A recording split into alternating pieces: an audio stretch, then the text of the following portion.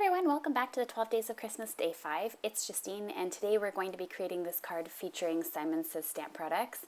And make sure to stick around to the end of the video because we're going to be giving away this stamp set. So a big thank you goes out to Simon Says Stamp for sponsoring that stamp set today. So to begin with, I'm going to be taking the Simon Says Stamp Christmas token die and I'm going to be placing it on the front of my card panel. My card panel is a piece of white cardstock, 80-pound solar white from Nina. And I'm going to be cutting this, or die cutting this using my die cutting machine. Now it's going to cut out a big circle in the middle of my project, and it's also going to cut out my die greeting that I'm going to be using for this card today. Now the Christmas tokens are really great die because it's really all you need. It creates a really intricate and beautiful die that you can use as an inlay die cut like we're going to use today, or you could use it as a die cut all on its own or as a tag.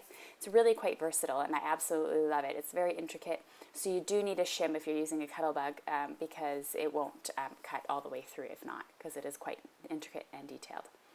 So that's the die here, and I'm just going to pop out all the little pieces here. So I'm not too certain if you have an actual real shim for the Cuttlebug, if it's actually necessary to go and have to cut out all these little pieces, because I just use a couple of sheets of paper.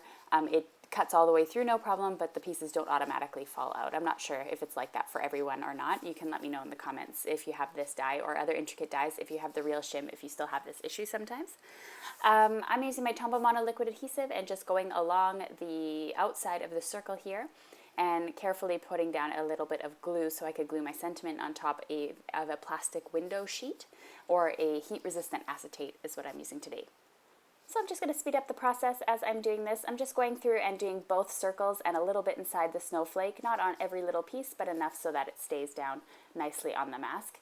And then I decided to actually put it into the card circle and then put the window on the back. So right now you have the die cut piece inlaid, you've got the window sheet on the back of it as you can see, and everything's going to fit nicely in there. And now we've created our window for the shaker card, or the shaker part of the card.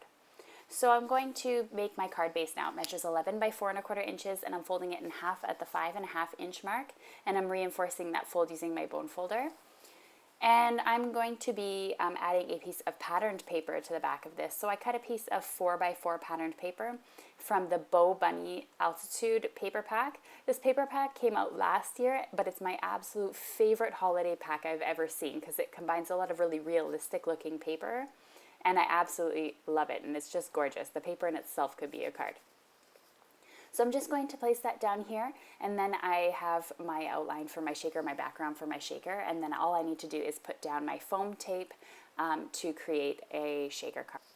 I am using 3D foam tape from 3M, and I'm just going to create a box around the cards. So I'm actually making a square because circles are a lot harder to make, but I did have to cut the 3D foam tape in half to go along the sides, or it would have been too thick and you would have been able to see it.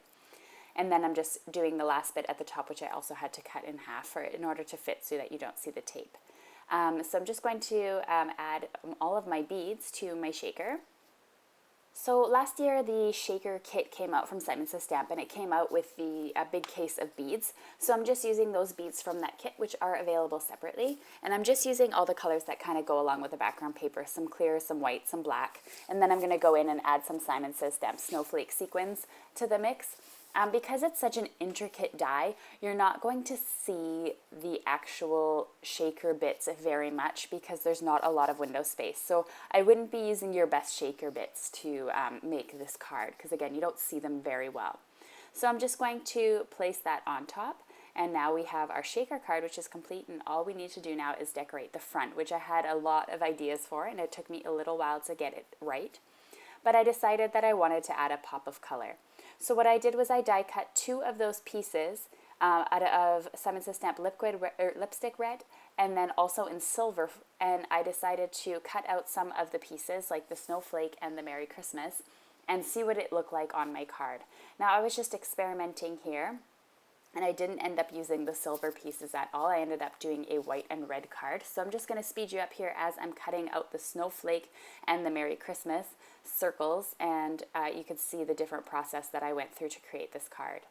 So originally I was just starting to piece together different areas to see what I liked best, and I ended up deciding on the red snowflake and and a red circle around it. I ended up not using the silver bit at all, as I mentioned, and I wasn't 100% sure if I wanted to do the sentiment or the snowflake. So I'm just letting you in a little bit on my creative process here and how a card sort of comes to life.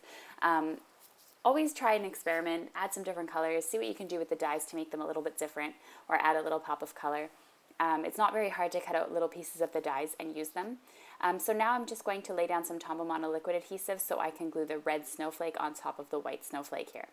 For time's sake, again, I'm just going to speed up the video as I'm gluing here. I don't want anybody to get bored while watching this. I'm just putting some Tombow Mono liquid adhesive, fitting on the red piece here, and then I'm going to do the circle outline around the Merry Christmas in order to really just give that red a pop of color and reinforce that red color once again. And I also thought about adding some snowflakes, some red and white snowflakes to the bottom of the card as well, and ended up deciding against that and added some silver accents and some red shimmer trim because I thought it was just too much with all the different types of snowflakes, and I really wanted it to stand out with the Christmas token die. So I just added that red piece around it, which I think really makes the card stand out. Now, if I had decided this beforehand, I probably would have used a red card base and the white front panel, but it's too late to change it now because the shaker's already complete and everything, so that wouldn't have worked out. But overall, I'm still happy with the way the card turned out. It was just a suggestion. If you're going to case the card, I would suggest using a red cardstock background to really just reinforce those red colors once again. I'm using some red shimmer trim, which is already adhesive backed from Close to My Heart, and I am just cutting off the excess edges here. I really love the Christmas red color and the silver from the set. I absolutely love shimmer trim. It's absolutely one of my favorite embellishments to use. And then I'm just going to add on some embellishments from Tim Holtz. These are the metal snowflakes, and they're kind of like little hanging things. I bought a couple of packages of these because I want to hang them off my Christmas presents as well when I make the tags and the bows and everything for them. And I decided to use 4 of them on this card, and I just added them to the bottom of the shimmer trim. And just to add just a little bit extra to the card. I needed an embellishment. I wasn't 100% sure what to use, so I thought some metal would be quite a neutral embellishment to add. And so just adding the 4th one here and then just making sure that they're all lined up. I kind of wasn't sure if I wanted to hang them diagonally or kind of all straight down, and I decided again on all straight down just to keep it nice and simple. And I was looking at the card and I really liked it, but I decided that no card is complete without a little bit of Wink of Stella. So I went in with my Wink of Stella clear shimmer pen and went over the red pieces of the die, which ended up adding a really great shine to the card. Just wanted to quickly mention the giveaway once again. We are giving away the big scripty greetings holiday stamp from Simon Says Stamp. Thank you again to our sponsor today. And you can win that either by commenting on this video or you can head to my blog. There's several ways to win explained all on my blog, and there's many chances that you can enter to more than one time to enter this giveaway. And don't forget, I've had a giveaway all 5 days this week, so make sure you go to all the past posts on my blog and check those out as well. If you're shopping today for some of the products shown in the video, please shop through the links in the video description or on my blog. I make a small commission that's at no cost to you that helps fund my videos as well as my blog. And once again, you can see the stamp set that you're eligible to win by commenting or going to my blog for all the other ways to win. And here you can click at the top to visit my blog. You can click on the picture to check out the day 5 of the 12 Days of Christmas series from last year, or you can click on the right to subscribe to my channel. Thanks so much for watching, everyone. See you on Monday.